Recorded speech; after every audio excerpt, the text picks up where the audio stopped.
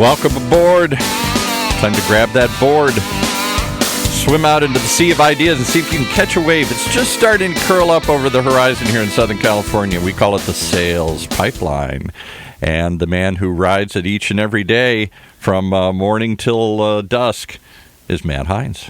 Paul, I will be joining you in hopefully sunny Southern California later this month. Really? My Washington Huskies are headed to the Rose Bowl for the first time in 18 years. Yeah, right. They're going to play the Ohio State Buckeyes, and so shouldn't be that team, but that's okay. All right, we won't go there.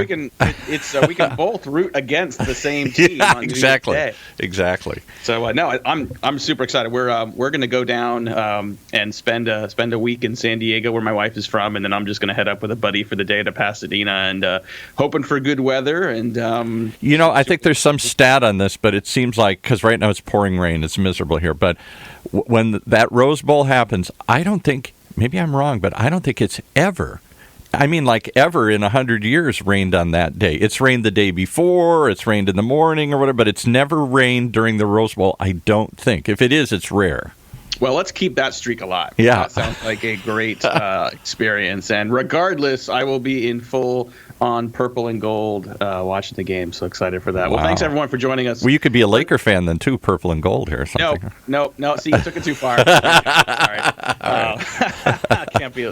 For a variety of reasons, we're still waiting for our Sonics to come back. Okay. That's a whole nother story, a whole nother episode.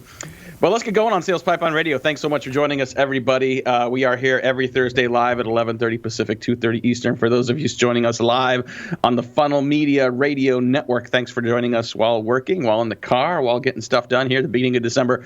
If you're joining us through the podcast, thanks so much for subscribing. Our numbers continue to climb as we get more and more great guests who are joining us, sharing about sales and marketing. And every episode of Sales Pipeline Radio is available past, present, and future at salespipelineradio.com. We are featuring every week some of the best and brightest minds in B2B sales and marketing. Today is absolutely no exception. So excited to have with us today. This is a repeat guest. We had him on, Paul, 22 months ago, as he reminded me earlier this week. He reminded me too, so I made quite an impression on him here, I'm telling you. Apparently, he agreed to do it again. We didn't screw it up the first time, so here he is again. David Priemer. I think, David, when you were here before, I'm trying to think. I think you had not yet started your new business. I think you were still the VP of Sales at Influitive, where you were after a long career at a number of sales organizations, including at Salesforce.com. But today, David Priemer is the founder and chief sales scientist at CerebralSelling.com. David, thanks so much for joining us. Oh, my pleasure, Matt. Great to be back. 22 months is too long. Well, it's a long time, especially in sales and in B2B, and I think the dog years, so to speak, of SaaS selling. I don't know. It's a couple of decades. It feels like that was a long time ago. But give us a little update. I think you did join us last time. You were the VP of Sales at Influitive, talking about building the advocacy platform that the foundation you built there from a sales standpoint continues to grow. Talk about what you've been doing since, and a little bit about Cerebral selling. Yeah, for sure. Well, so would I be correct in assuming, Matt, that a lot of the listeners here today are salespeople or in sales? Yes. Well, we've got either that or Huskies fans. We have a lot of Husky fans that tune in for some crazy reason. I don't know why. Because of the keywords. But no, we got a lot of. It's a good mix. We've got B2B sales. We've got B2B marketing. We've got people that care about revenue responsibility is generally our audience. No, that's good. That's good. Well, so here, the quick story is I'm a man on a bit of a mission here. So for most of us who have gotten into sales over the years, I'm willing to bet, and I'm sure a lot of your listeners fall into this category, most of us got here by accident, meaning we did not intend to get into sales. We went to school for something else because, they don't really teach sales in school, and we ended up in sales by accident. And I was no exception. I ended up getting to sales by accident. I started my career as a research scientist and then spent the next 20 years kind of just being really obsessed with sales. I couldn't believe this was a thing that you could actually do. It was so much fun. There was so much learning. And as a scientist, I was always very, very curious. And so after 20 years, I kind of had this moment of reckoning where I said, you know what? I love sales so much, but I got into it by accident, and it kind of bothers me. This is kind of going back to I would take a page from Dan Pink's book, To Sell is Human, where he had this amazing word cloud, where he asked people, when I say the word sales or selling, what's the first word that comes to mind? And he found that 80% of the words had a very strong negative, visceral connotation. And I started thinking about that, and I said, this this is my love. This was my calling. This is the profession that I got into by accident and continue to love. And it bothered me that there were so many people out there that were kind of doing it wrong enough to create that negative impression. So I said, you know what I'm going to do? I want to kind of go back to my science roots. I want to take all of the things that I've learned about sales from just being very curious over the years and bundle it into kind of a new, whether you call it a selling system or a platform or methodology called Cerebral Selling. And so that's what I've been doing for the last year or so. I love it. And for those that don't know David's background, I mean, he's been running everything from sales operations, sales engineering through to, running sales organizations for a wide variety of companies. But I think part of the cerebral selling and the science of selling comes from your education background. So this is a guy we're talking to who has a bachelor's with distinction in chemistry and atmospheric science, as well as a master's in chemical engineering. So for those that weren't listening 22 months ago, can you talk a little bit about how you make a hard right transition from a master's in chemical engineering into sales, and then talk a little bit about this? Well, let's do that first. Let's talk about how that happened. Yeah, no, for sure. So I was doing my graduate work at the kind of the turn of the millennium, so to speak, 1999. And this was kind of during the dot-com boom when a lot of tech companies just started hiring general purpose, educated people to kind of be in sales. And so I ended up joining a startup as a solution engineer. So shout out to all of the solution engineers out there. I was a coder, I like to give presentations and teach. And so it was kind of a natural fit. And that was my foray. And I did that for 8 years at that startup. We ended up IPOing 3 years into the business, and then we were acquired by a company called Infor, which a lot of people have probably heard of, about 7 years later. So that was my foray into sales, and I started out on the solution side because I'm like, to be an account executive, that's like a hardcore sales job with a lot of risk, and I didn't really need. I was like, I'll forego the big paycheck in favor of kind of doing what I love. But kind of as I got kind of bitten by the startup bug, so as it were, I just got hooked. And so I ended up doing 4 startups over the course of my career, and the third one was acquired by Salesforce, which is how I kind of came over with the ship. But that was my graceful transition into the sales world. But I'll tell you what I've realized now, and kind of why I love sales so much, is that like anything else, like if you think about like science, there's scientific systems, whether it's, the water table or, meteorological systems. And they're all based on certain amounts of rules, but those systems do tend to change over time. And if you're kind of an astute observer, you can see when those systems change. And certainly over the course of the last 20 years, the world of sales has changed quite a lot.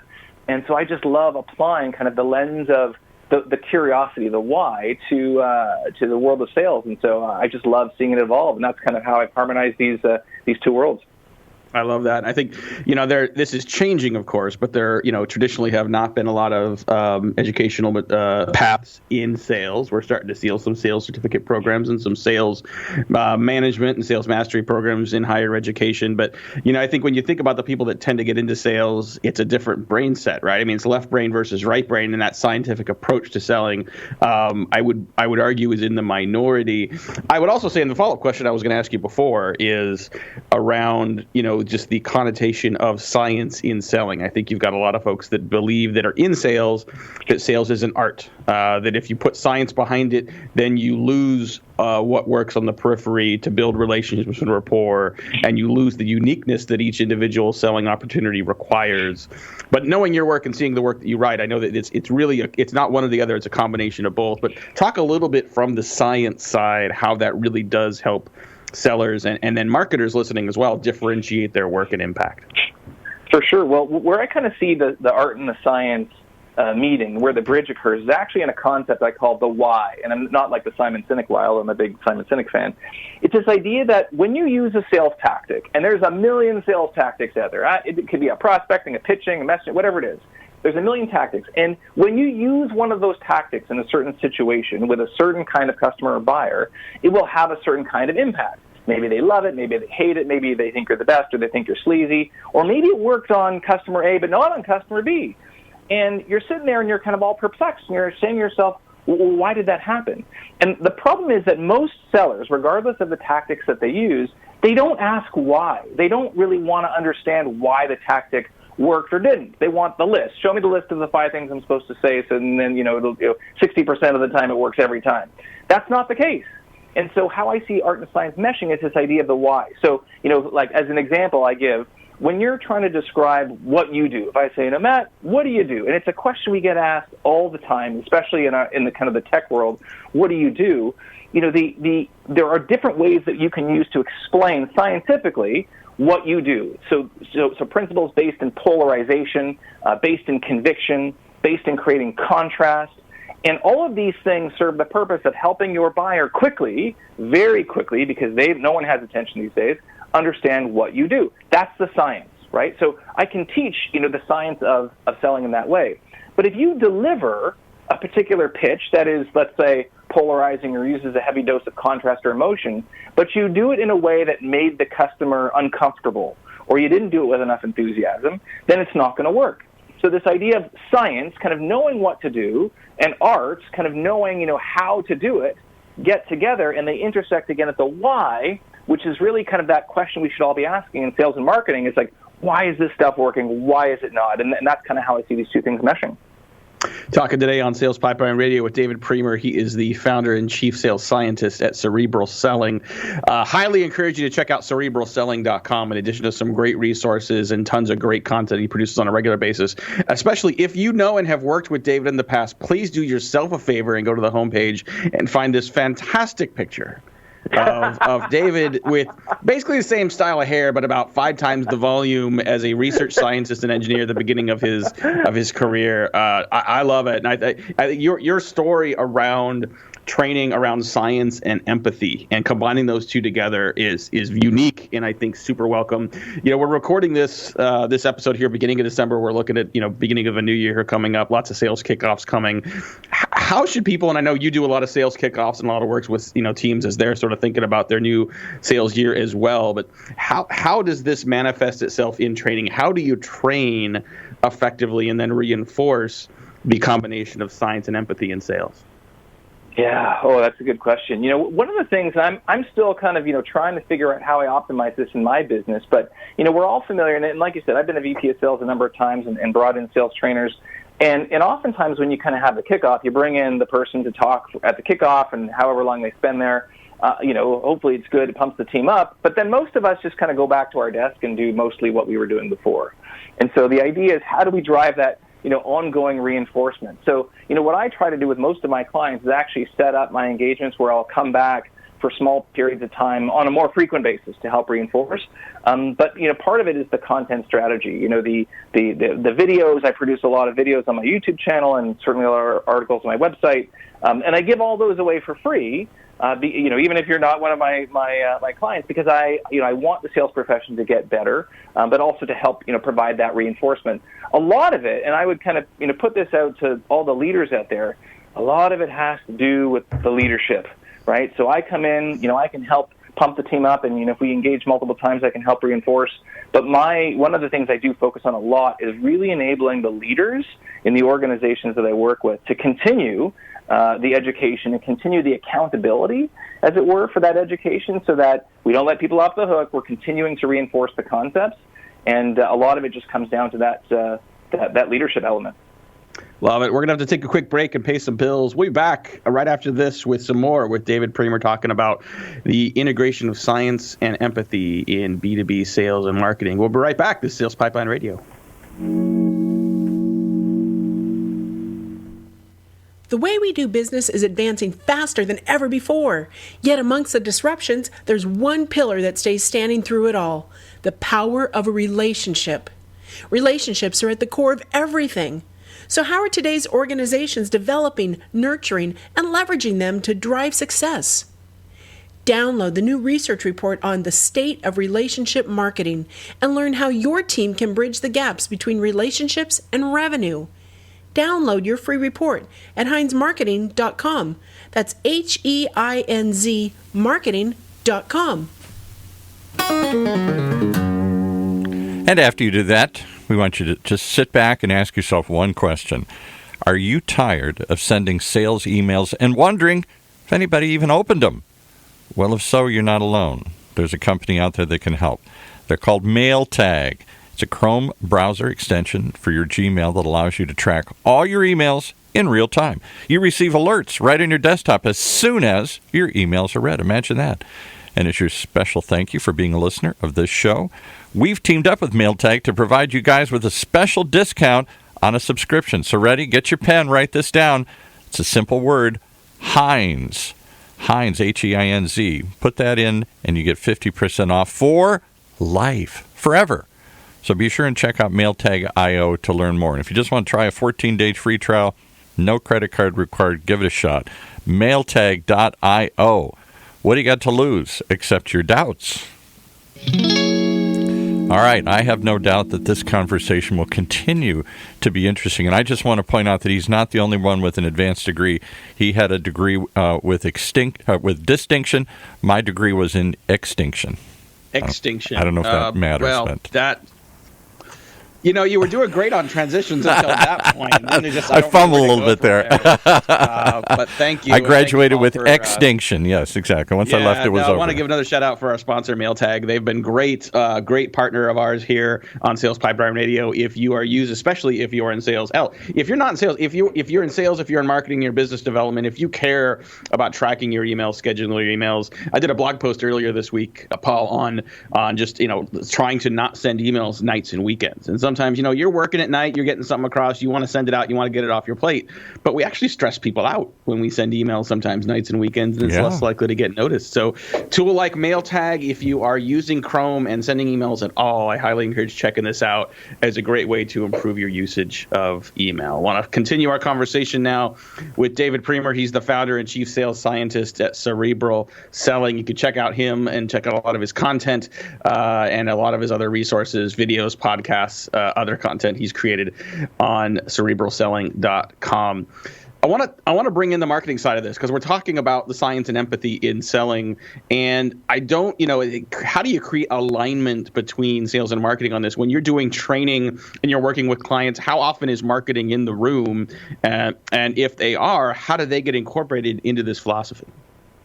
For sure. I mean, I think about it a couple ways. So first of all, the good news is when I do my engagements, I don't charge, maybe this is stupid or the smartest thing ever, but I don't charge based on the person. So I invite anyone at the organization to participate, but also because I do believe there's this thing that I call the message supply chain. And it starts, let's say, at marketing and continues to sales, but continues all the way through to customer success and so on. So the challenge oftentimes is that when you go into an organization, and I look at the marketing team and I say, what do we do, right? And I listen to what they say, and then I go to sales, and I say, well, what do we do? And then customer success, all the messages are different. Even within that, the groups, all the messages are different. So one of the ways I kind of see marketing fitting into this is being a part of that messaging supply chain and helping to distill out that message and taking what they've learned as far as their marketing prowess and injecting that into kind of the sales motion. And then downstream, injecting that into the CS motion, because one of the big challenges as well is that as salespeople, we like to say stuff, and then when a customer buys what we have, and then they unshrink wrap it, and they're working with our customer success team, and CS says, "Oh, what did sales tell you we did?" No, we don't do that, right? Then it breaks the chain, and so I think it all starts at marketing. That's what I would say is the first piece. The second piece I think about is, around in marketing, a lot of organizations, I know from what you've seen that, a lot of organizations from what I've seen, house the BDR or SDR kind of sales development function within the marketing org. Is that what you've seen? I've seen it in both places. I mean, I think smart marketers want to own sales enablement so they can sort of embrace a bigger part of revenue responsibility. I've seen it successfully work in both places, though. Yeah. Well, I mean, so a lot of that kind of tip of the spear messaging, when someone says, what is it we do? And a customer says, well, tell me a little bit more about the product. That often falls on the BDR function. And, in a way, so marketing is oftentimes responsible for that. And I feel it's kind of weird, but also normal that we take our youngest and least experienced kind of sellers and marketers, and we kind of strap them to the front of the locomotive on that BDR and SDR front and put them in marketing. And so, where I kind of see the kind of the sales and marketing mesh as it relates to, what I talk about is how do you help those frontline sellers, the marketers who are kind of creating the copy, putting out the webinars, to the frontline kind of BDRs, SDRs that are talking to customers first and foremost, who are younger and less experienced and more arm's length. How do you help them deliver your message with tremendous conviction? And conviction, I'm a big fan of selling feelings over features, and conviction is one of those feelings. So I feel like those are two great points of intersection, like that messaging supply chain and kind of arming the kind of the front line, if you call them kind of qualification reps with high conviction messaging that allows them to convert. Well, and you're speaking a little bit to the requirement of a sort of an integrated approach across these different channels. So it's not just sales and marketing. Marketing alone, sometimes breaks up into silos where you have your content team, your email team, your social team. If they own sales enablement, it may be a separate team, and it's really easy for organizations to work there in silos. And sales can be similar, where you might have an SDR function, that's sending opportunities to a field sales team. Direct and channel sales teams are separate. How do you ensure, or as best you can, a consistent approach across all those different people in a more of a sort of matrixed organization? Well, I'll tell you, here's my little cheat. It's very easy to get caught up in features and functions. And to your point you mentioned earlier about oftentimes when the enablement function and marketing wanting to have a little bit more of that enablement responsibilities you mentioned, a lot of times what that entails is product knowledge, and so marketing is responsible for distilling out product knowledge and training the team on that. But the thing that's more powerful, as I alluded to earlier, than just products and features is emotions and feelings. And this always reminds me of, you ever watch Seinfeld, the show Seinfeld, Matt? Oh, sure. All right. So remember there was an episode with George Costanza and Jerry, and Jerry's girlfriend was accusing him of watching Melrose Place. Said, "Oh, you're watching Melrose Place," and she happened to be a cop, and he was denying. He's like, "Oh, I don't watch Melrose Place." And for those of you who are the younger viewers, this was I don't know, how would you describe, trashier kind of show. Well, it was sort of a Beverly Hills 90210 spinoff. It was. That's right. Yeah, it was a guilty pleasure for a certain demographic to watch this show, but a lot of men would deny ever watching it. And so he did. And so his girlfriend was a police officer and said, well, if you're telling the truth, you wouldn't mind taking a lie detector test. So she orchestrates this whole big lie detector. Do you remember what I'm talking about? Oh, yeah. Yeah, so she orchestrates this lie detector test. And so Jerry, who's going to have to lie, asks his friend George Costanza, says, George, you're the best liar I know. How do I beat this thing? And you remember what did George say? I don't remember. He said, it's not a lie if you believe it, Jerry. And all these years later, I find that is 100% relevant to the modern world of sales and marketing, which is people buy feelings first and foremost, whether it's safety or security or belonging or the future vision of their self. Everything that we buy, from the lunch at food court to the clothes that we wear and the products we whether it's a Tesla or an iPhone, we all buy based on feelings.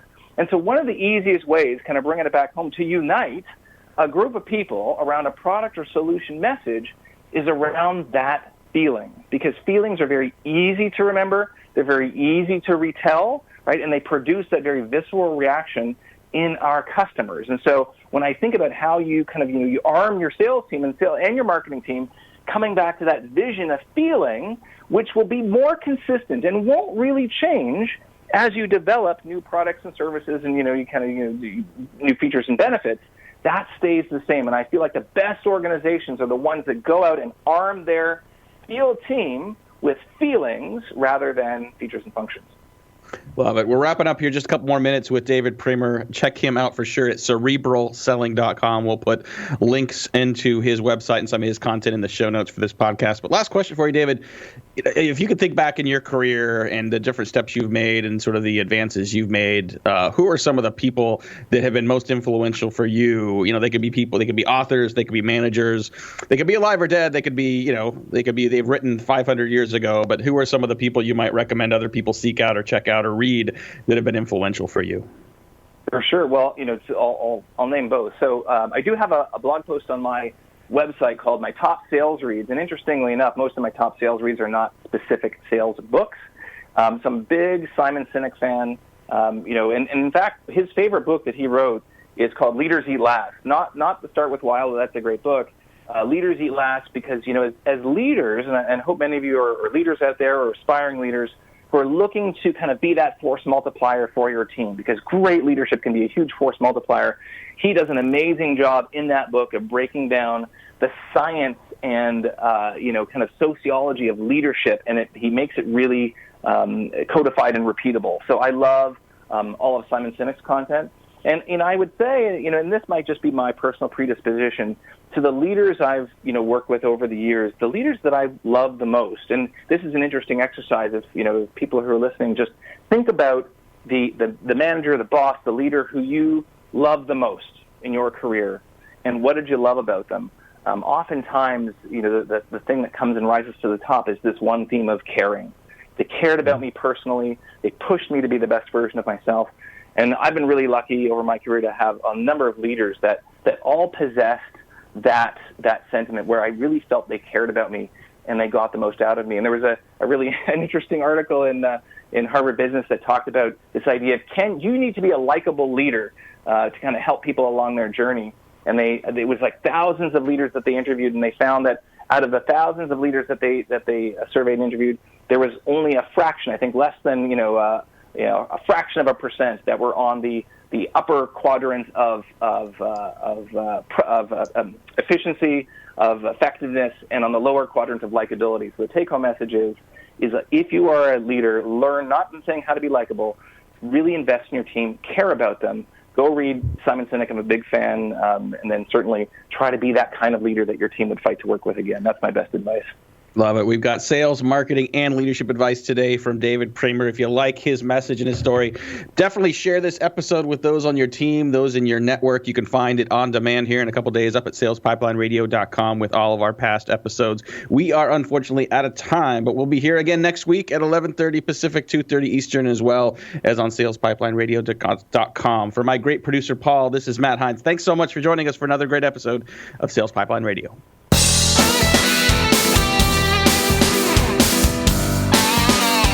You've been listening to another episode of Sales Pipeline Radio, brought to you by the good folks at Matt Hines Marketing, right here on the Funnel Radio channel.